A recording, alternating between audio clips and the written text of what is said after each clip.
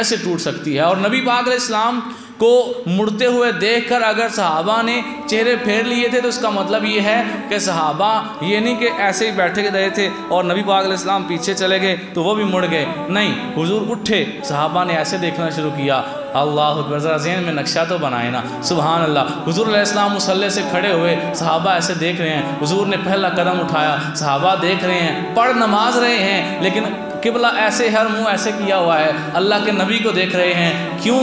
حاجی آؤ شہنشاہ کا روضہ دیکھو، کعبہ تو دیکھ چکے، اب کعبے کا بھی کعبہ دیکھو، یہ کعبے کا بھی کعبہ ہیں، انہیں دیکھنے سے قبلے سے رخ ہٹ بھی جائے نماز نہیں ٹوٹتی، حالانکہ استقبال قبلہ نماز کی شرط ہے، لیکن نبی پاک علیہ السلام نے پہلا قدم اٹھایا، صحابہ دیکھ رہے ہیں، دوسرا اٹھایا، صحابہ دیکھ رہے ہیں، حضور نے صف کو چیرا، پیچھے جا کر بیٹھ گئے۔ اب 10 کے 10 صحابہ ایسے مڑ کر دیکھ رہے تھے، فوراً اپنے آپ کو گھمایا اور حضور علیہ السلام کے پیچھے بیٹھ گئے۔ اگر عشرہ مبشرہ کی نماز نہیں ٹوٹتی تو پھر اے سنی تیرے دل میں بھی نبی پاک کا خیال آئے، نماز نہیں ٹوٹ سکتی ہے۔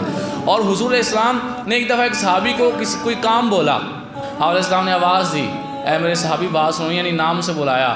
اب صحابی سوچنے لگے کہ نماز چھوڑوں یا اللہ کے نبی کا حکم چھوڑوں، تو پھر دل نے کہا نمازاں روز پڑھی تھی نا، پہلا نبی کا حکم مان لگیے۔ آدھی نماز پڑھی تھی وہیں چھوڑی، حضور علیہ السلام کے پاس چلے گئے، حضور آپ نے بلایا، فرمایا کیا کر رہا تھا؟ جی نماز پڑھ رہا تھا۔ اچھا چلو جاؤ بازار سے فلاں چیز لے کر آؤ، بتاؤ قبلے سے ہٹ گیا رخ کے نہیں؟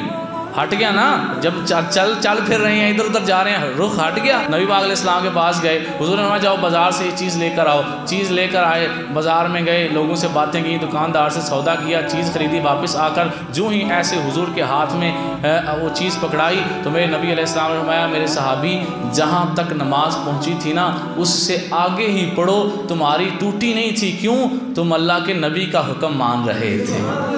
آج آپ نماز پڑھتے ہوئے ایسے بھی بلا وجہ دیکھ لیں تو قبلے سے اب ہٹ گئے تو نماز آپ کی ٹوٹ گئی، لیکن نبی پاک علیہ السلام کے صحابہ بازار میں جاتے ہیں، چیزیں لیتے ہیں، باتیں کرتے ہیں، واپس آتے ہیں، ایسے چیزیں پکڑاتے ہیں تو سرکار فرماتے ہیں جہاں تک پہنچے تھے ادھر سے آگے ہی نماز پڑھنی ہے، تیری نماز نہیں ٹوٹی۔ تو آج پھر جو لوگ کہتے ہیں کہ ہماری ٹوٹ جاتی ہے تو پھر ان کو کہیں ٹھیک ہے جی آپ کی ٹوٹ جاتی ہے، کیونکہ آپ کی شروع نہیں ہوئی تو ٹوٹنی کہاں سے ہے؟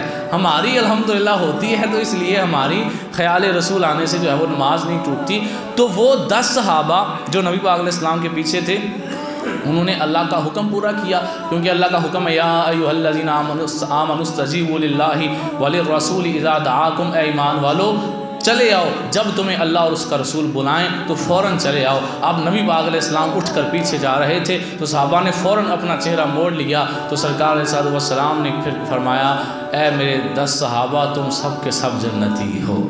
آج بھی دنیا انہیں عشرہ مبشرہ کہہ کے بلاتی ہے، عشرہ مبشرہ کا مطلب ہی یہی ہے، انہیں زندگی میں ہی جنت کی بشارت مل گئی۔ آج کا مسلمان سوچے جنت کی بشارت کیوں ملی تھی؟ نماز میں اللہ کے نبی کا خیال عزت کے ساتھ آیا تھا، عزت کے ساتھ آیا، انہوں نے نبی پاک علیہ السلام کی پیروی کی کہ جیسے حضور نے کرنا ہے ویسے ہی میں نے کرنا ہے، تو نبی پاک علیہ السلام کی پیروی کرنے کی وجہ سے ان 10 صحابہ کو جو ہے وہ جنت کی بشارت مل گئی۔